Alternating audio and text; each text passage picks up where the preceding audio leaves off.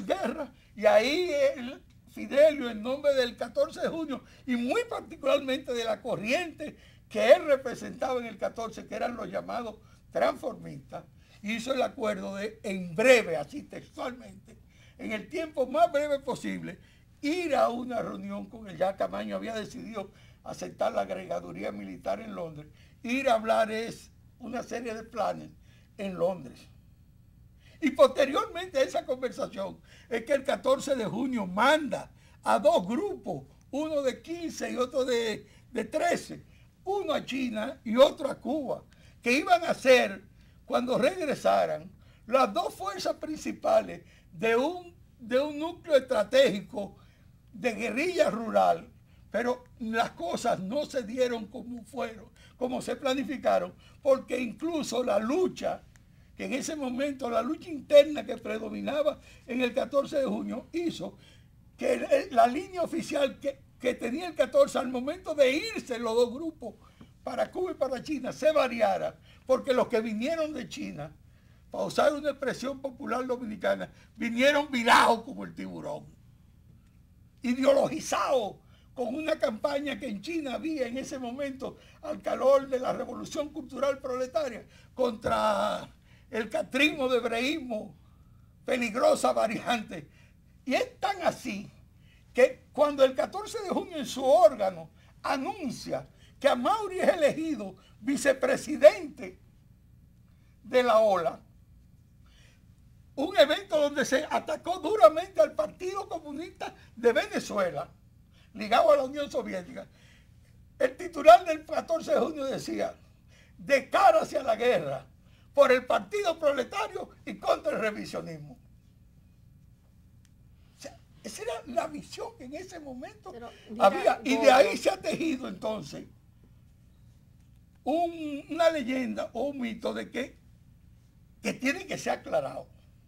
De que fue que el 14 cambió y abandonó a los que estaban en Cuba. Y yo digo, no es así. Eso no es así. Porque a mí incluso me sacaron en el abril del 68 para París, como el último delegado del 14 de junio. Y una de las misiones principales que yo tenía era pedirle a las autoridades cubanas en Europa la comunicación para que pusieran de regreso en París para ingresarlo al territorio nacional al grupo que se había enviado. Gordo, ya ellos habían hecho su acuerdo, pero yo debo decir eso aquí.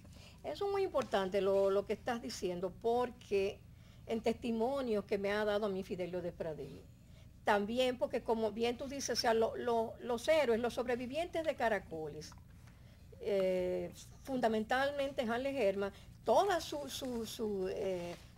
esos libros afirman algo que es sencillamente mentira. O sea que los palmeros, o sea, Mauri y el grupo de los compañeros fueron abandonados por el 14 de junio. No solamente me lo dice a mí Fidelio en una entrevista que le realicé, sino también a Mauri. Cuando Roberto Duverger va hacia Londres, enviado por la dirección del 14 de junio, para conversar con Francis sobre los cambios que se habían ido produciendo y la revisión que tenía la dirección del 14 de junio sobre esa visión foquista de entonces, cuando Roberto Duverger llega a Londres, ya Francis Camaño se había ido y estaba en Cuba. Roberto va hacia Cuba para conversar con Camaño y conversar con los compañeros del 14 de junio, y quienes no lo dejaron ver, porque son de las cosas que tú tendrás tarde o temprano. Fue la seguridad, fue la inteligencia cubana que no permitió que Camaño y Roberto Duverger se juntaran, se vieran, discutieran. No lo estoy afirmando, queda una interrogante, pero sí Roberto vio a Mauri. Eso fue en 1968. Principios de 1968. Lo vio, incluso recuerdo, te lo decía esta tarde, Gordo, en el Hotel Habana Libre, alrededor de la piscina. Hasta eso me contó a Mauri. Y me habló de todas las cosas que le había planteado Roberto, pero ya Mauri había decidido, ya la organización recién se había fundado en diciembre de 1967. Cuando llega Roberto Duverger, ya estamos en el 68. Y ya ese proyecto empezó independientemente del 14 de junio. No fue una ni dos veces que el 14 de junio mandó documentos, le hace pasaporte para que los compañeros que estaban varados en Cuba regresaran al país. Incluso hay un caso de una amiga nuestra, Sonia Macías, que fue detenida en el aeropuerto cuando en su neceser llevaba un montón de pasaportes. Entonces no es verdad que el 14 de junio de entonces abandonó a los muchachos a su propia suerte. Pero como lo único que es válido en términos de documentación y de historia oral es lo que ese señor relata, vamos a comparar. Estamos en el momento para escuchar, ver otras fuentes, escuchar otras opiniones. Esa es la democracia. Roque, ¿qué le pasó a la izquierda dominicana?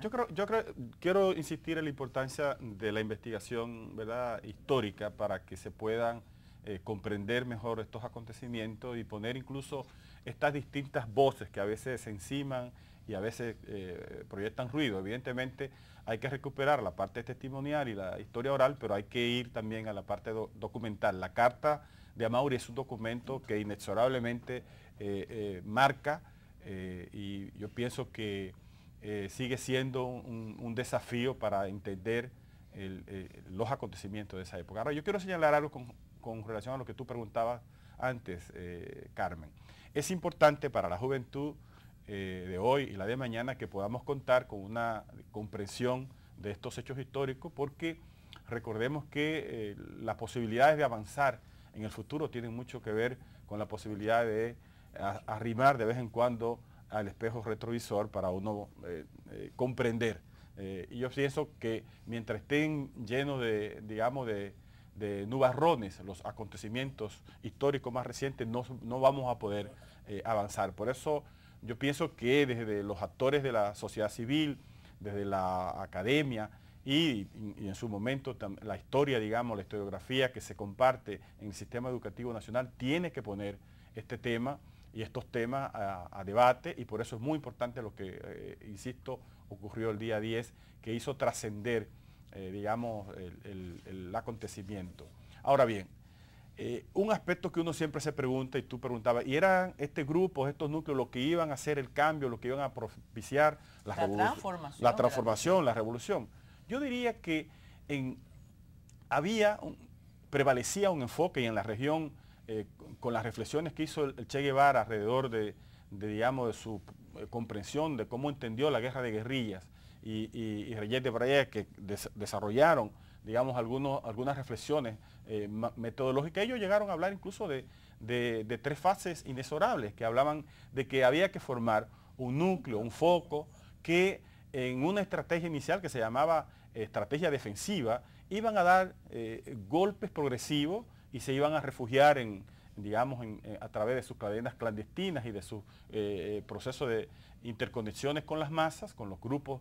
Iban a ir generando un proceso que permitiera la constitución de un poder dual, de un poder que efectivamente se convirtiera en una fuerza beligerante, y que a partir de un conjunto de acciones de masa, digamos, esa segunda fase en que se constituía, digamos, un poder dual, un poder que daba golpes de equilibrio, digamos, a la fuerza del poder constituido del Estado, y tuviera incapacidad de llamar a la insurrección.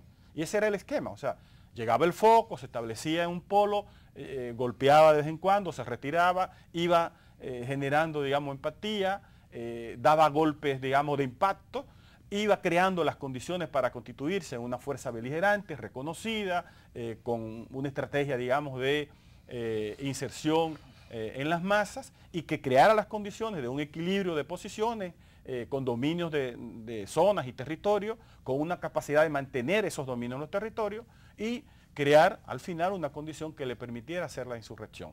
Si ustedes analizaran y compararan lo que pasó en República Dominicana con relación a Centroamérica, tú te vas a encontrar, y vamos a estar claros en lo siguiente. Eso funcionó, y no solamente funcionó, se entrenaron juntos, hay que señalarlo. Tomás, Borges, muchos de los compañeros que en Centroamérica participaron en la dirección de estos movimientos revolucionarios, se entrenaron juntos con los compañeros en Cuba. Ahora, ¿qué pasó en Centroamérica que no pasó aquí?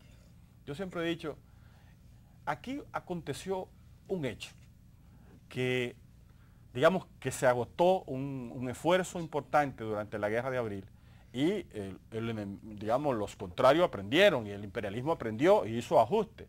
Todavía en Centroamérica, cuando discutíamos los acuerdos de paz, y yo fui parte de la comisión de negociación del programa de transferencia de tierra en El Salvador, cuando nosotros queríamos hacer, ya Balaguer lo había hecho aquí, incluso mejor que lo que se pudo haber hecho.